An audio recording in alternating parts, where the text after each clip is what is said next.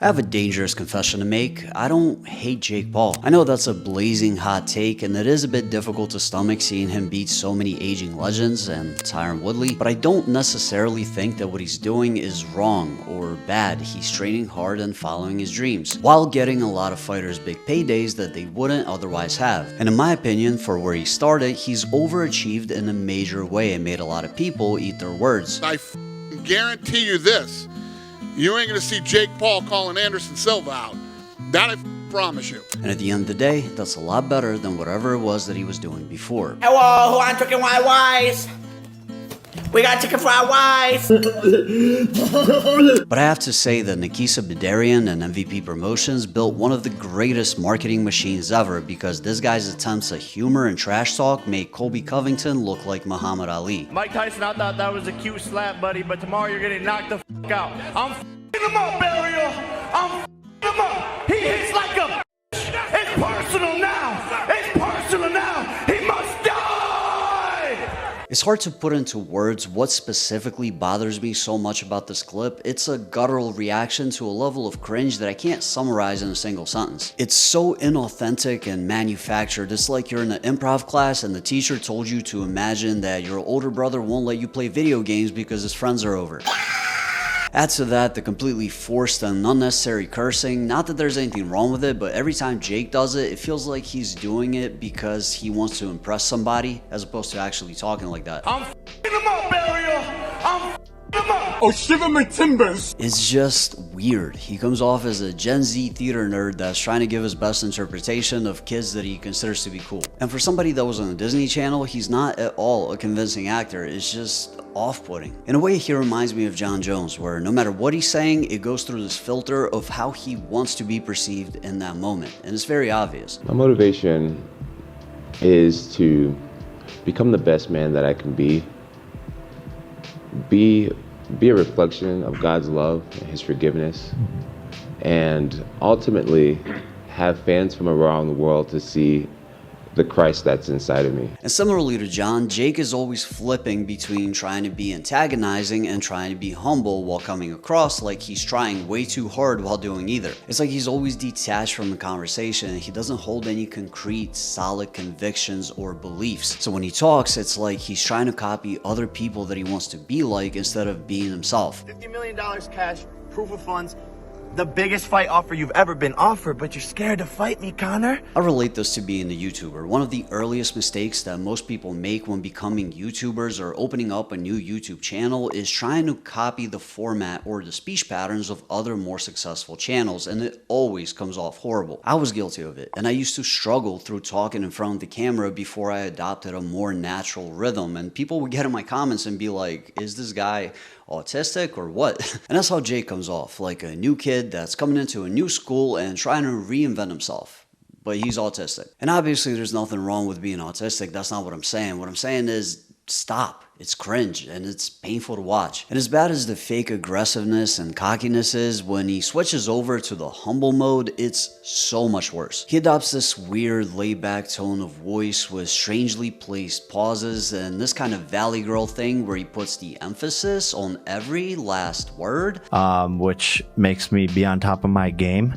And I know she's gonna be world champion and win Olympic gold, and so I need to win the world championship belt as well. And if the words themselves aren't enough, he's just as horrifically cringe with his actions. Take his entrance to the Mike Tyson fight. This tweet claims that it's hilariously funny and wildly creative. And it's been a week and I'm still trying to figure out how it could possibly be either one of those things. How is pulling up in a lowrider hilarious? It's a car. And how is it wildly creative?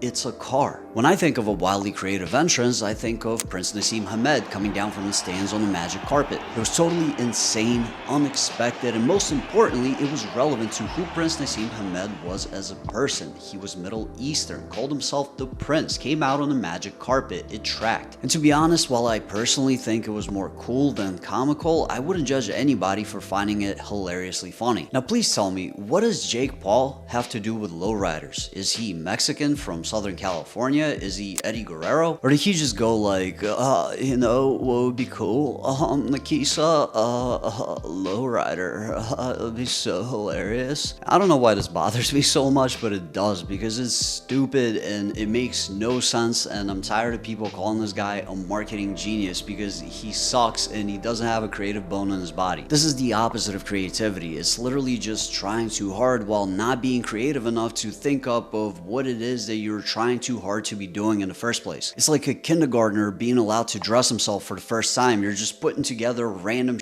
with no rhyme or reason whatsoever. Mike Tyson having his ass out while walking away from that interview was more hilarious and creative than Jake Paul's entire life. And the fight itself was just as lame, and it was solely because of Jake Paul. It's no coincidence that the first round was the most exciting round because it was the only round where Mike Tyson could still move his legs. Once it was Jake's turn to do anything to make it interesting, he failed completely and turned it into a snooze fest. This isn't often spoken about, but there's a degree of flair that most boxers need to make a fight interesting and give it a little bit of spice even when nobody's getting knocked out. You pull off some clean head movement here, a nice combo there, play to the crowd a little bit, ride the energy. Jake just doesn't have that ability. He doesn't get it. Sean Porter actually explained exactly what I mean. If the kid has substance, we would have been entertained.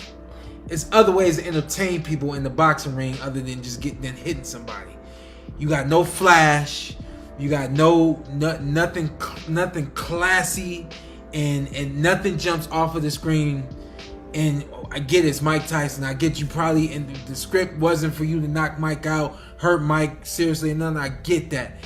But you gotta figure out a way to entertain everybody. He has no soul to anything that he does, no flavor and no substance, because none of it comes from a real place. This influencer thing always has people thinking about themselves in the third person, worried about how others are perceiving them, so they're always coming off like they're reading from a script. But I will say that post-fight, he was definitely outdone by his brother. Logan, I think he said you might be next. I'll kill you, Mike. No, please, no. That was about the most cringe and tone-deaf thing that you could say in that moment. I just don't buy this whole thing of either one of these guys being outstanding entertainers. I'd say that Logan is the more talented of the two, but they're both cringe and extremely not funny. Like, let's talk about the promo videos slash skits that Jake periodically puts out that are meant to, I guess,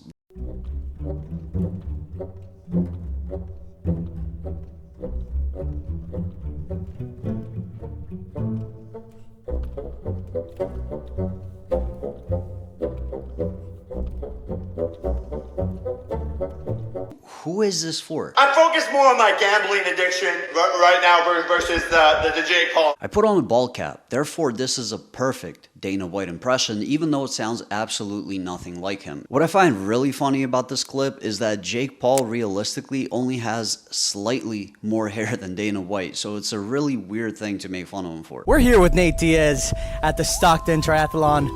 How are you prepping for your fight on August 5th against Jake Paul? Well, I'm here on our... I'm here?